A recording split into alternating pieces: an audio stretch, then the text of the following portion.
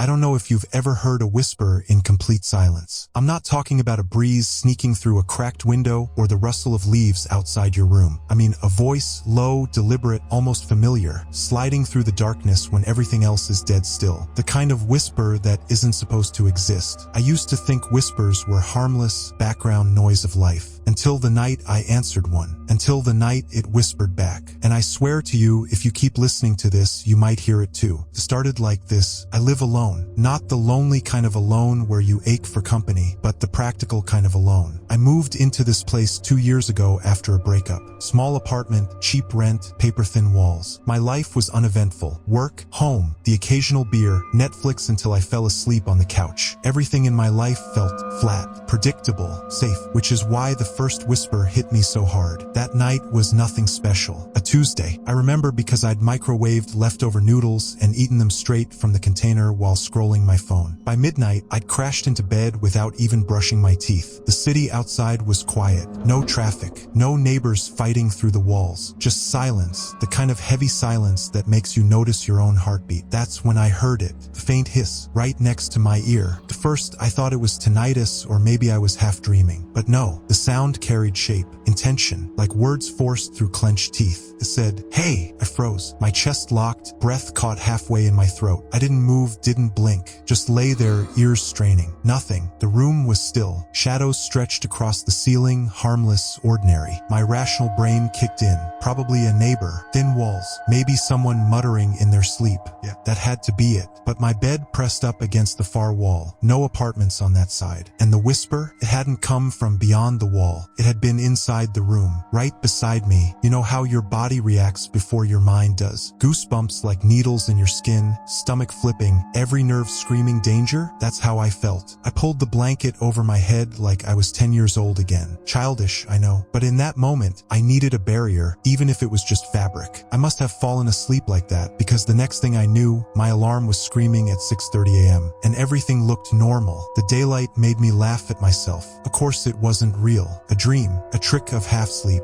That was all. Except when I leaned over to grab my phone, I noticed something carved into the wooden nightstand. 3 letters, shallow but sharp. Chihuahua. I didn't have a knife. I didn't own anything sharp enough to carve wood. And I sure as hell didn't write it myself. I stared at it for a long time. My coffee went cold in my hand while I tried to rationalize the impossible. Maybe it had been there all along and I just never noticed. Maybe the landlord had left it. Maybe the furniture was secondhand, scarred with someone else's nonsense. But in my gut, I knew better. The whisper hadn't been a dream. It had wanted me to see this. The next night, I couldn't sleep. I left the lamp on, kept the TV murmuring low in the background. Every time I closed my eyes, I imagined that hiss curling beside my ear again. Midnight ticked past, then 1, then 2. My eyelids grew heavy, my head dipped, and that's when it came again. This time clearer, stronger. Answer me. My eyes flew open. The TV flickered static for half a second, then steadied. My lamp buzzed, dimmed, then returned to full glow, and the whisper lingered, a pressure in the air, brushing against my skin like invisible fingertips. Answer me. I wanted to scream, but my throat closed up. The sound caught somewhere deep inside me, like the whisper had stolen the very air from my lungs. I forced out a reply, a single trembling word. Hello. Silence. For a heartbeat, I thought it was over, that maybe I'd imagined the whole thing again. Then, soft, deliberate, almost playful, the whisper breathed. Hello. That was the first time it answered back. And I wish to God I'd never spoken. I should have ignored it. I should have buried my head under the covers like the night before, laughed it off in the morning, and pretended it was nothing. But once you acknowledge something like that, once you answer it, it's no longer a dream. It becomes real, and it knows you're listening. The second night, after it said hello, I couldn't stop shaking. My body buzzed like an overcharged wire. I left every light on in the apartment, slept on the couch with the TV blasting. At least I tried to sleep, but the whisper followed. You're awake. I nearly dropped the glass of water in my hand. It came from behind the couch, like someone crouched in the shadows just out of sight. Don't pretend. The voice was soft but sharp, the kind of sound that cuts into you like a fingernail dragging across glass. I turned the volume on the TV up so loud the walls vibrated. Still, underneath the noise, underneath everything, I could hear it, whispering, waiting. By the third night, my nerves were frayed raw. I'd gone 48 hours without sleep, bloodshot eyes staring at the ceiling,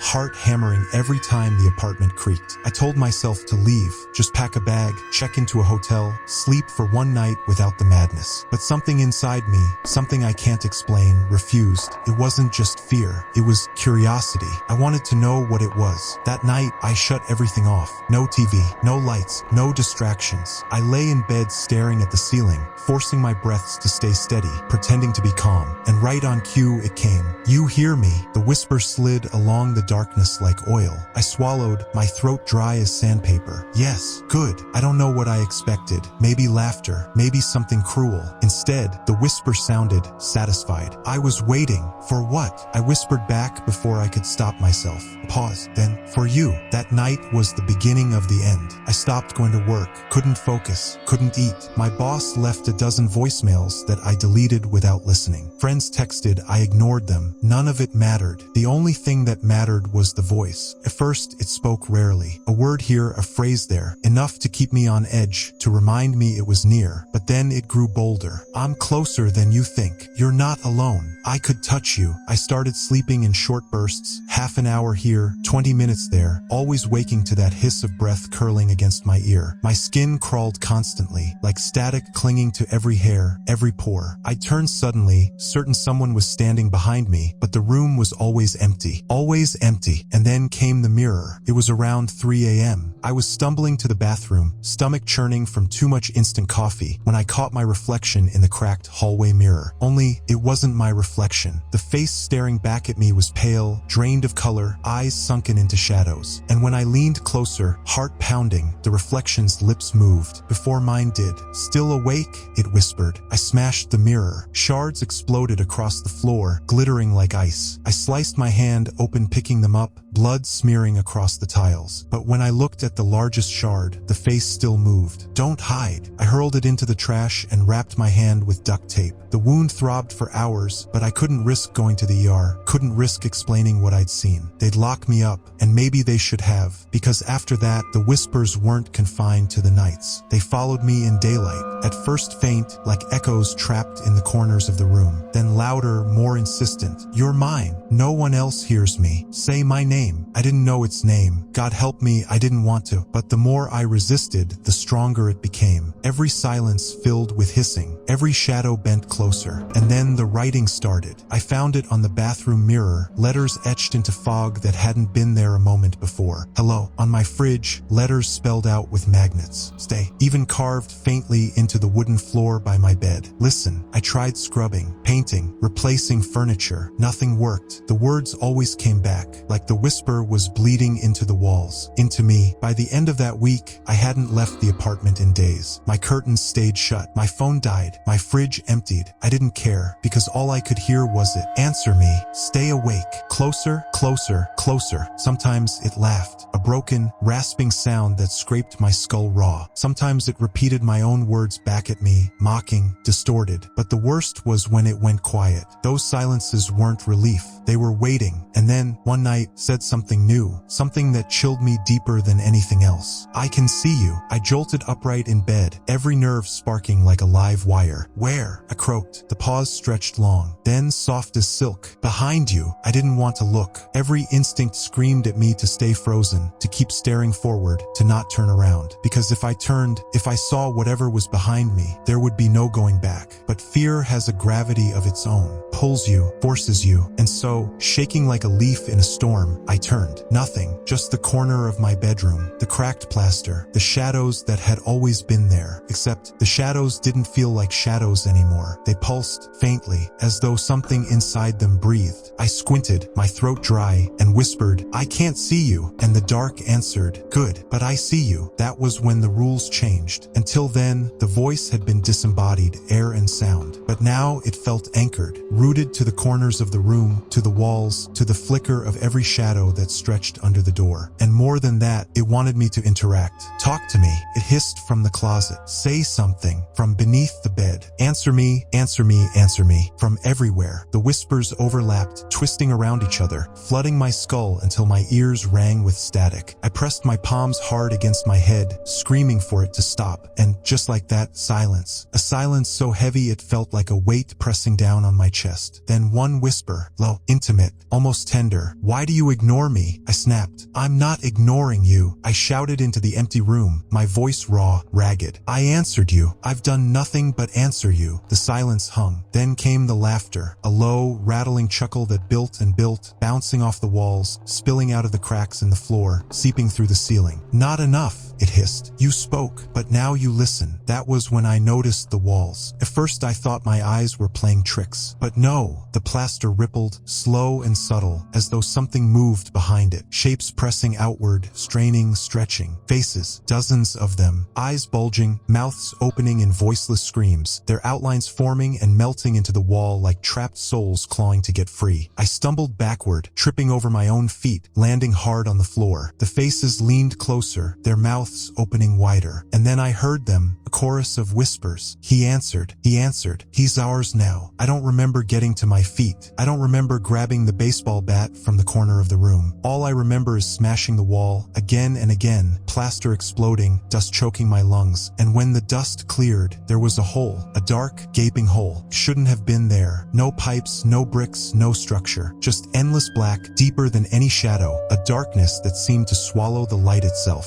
The abyss. And from inside it, the whisper breathed, "Come closer." I should have run. I should have left everything behind, sprinted out the door, never looked back. But my body betrayed me. Step by step, I moved closer, as though pulled by invisible strings. The abyss pulsed, alive, like the slow inhale of a colossal lung. The air grew colder. My breath crystallized. "Don't be afraid," it murmured. "I've been waiting for you." "Why me?" My voice cracked. Pause. Then the answer slid out, slick and cruel. "Because you answered." That's when I felt it. A hand, cold, wet, impossibly long fingers curling around my wrist from inside the blackness. I screamed and jerked back, but its grip was iron. My skin burned where it touched, not with heat but with a cold so deep it felt like frostbite. "Stay," it hissed. "You're mine now." The abyss yawned wider, pulling, sucking, dragging me toward it. My feet scraped against the floor, nails clawing the wood, splinters tearing under my skin. The faces in the wall grinned, their whispers merged into one. "Join us." I don't know where the strength came from, pure panic maybe, but I wrenched my wrist free, skin tearing, blood spattering across the floor. I staggered back, heart slamming like a drum in my chest. The hole shuddered. The abyss seemed to pulse with frustration. "You can't run," it hissed. "You invited me." And just like that, the hole was gone. A blank wall stared back at me. No faces, no shadows, nothing. But I knew better. It was still there, waiting. That night, I didn't sleep,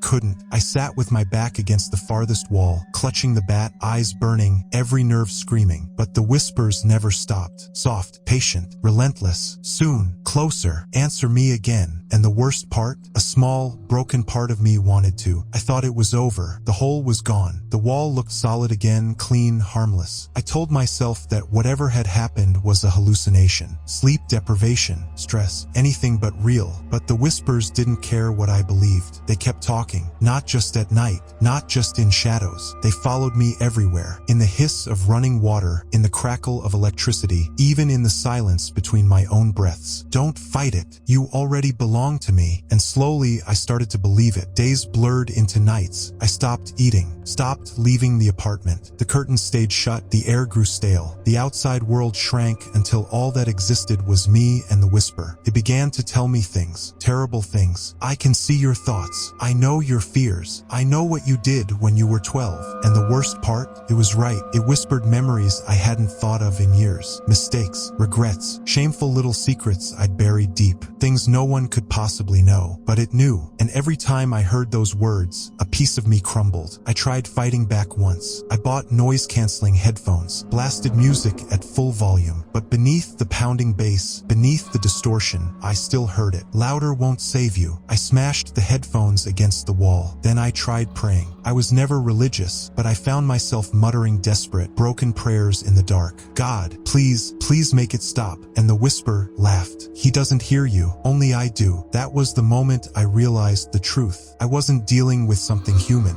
not a ghost, not a hallucination. Something older, something hungrier, something that lived in the abyss. One night I snapped. I dragged every mirror, every reflective surface into the center of the living room. Shards, glass, polished metal, anything that could show me what was hiding. And then I waited. The room flickered in candlelight, 100 distorted versions of me staring back. And one by one, the reflections began to move. Not all at once, not in sync, just subtly wrong. One blinked when I didn't. One smiled. One leaned forward. And in a chorus of lips that weren't mine, they whispered, "Answer us." I screamed and smashed the mirrors. Glass exploded, scattering like ice across the floor. My feet tore open as I stumbled through the shards, but I didn't care. I just needed them gone. The whispers rose, furious, overlapping, a storm in my skull. "You can't hide. You can't deny. You belong to me." And then, in one unified voice, they said it. "Say my name." I don't know why I did it. Maybe I was broken. Maybe I was tired. Maybe the abyss had been gnawing at me for so long that resistance was impossible. But I opened my mouth, and I said it. The name slipped out like it had always been inside me, waiting. A word not meant for human tongues, sharp and guttural, scraping my throat raw as it passed. And the moment I spoke it, the world cracked open. The walls peeled back like paper. The ceiling dissolved into black.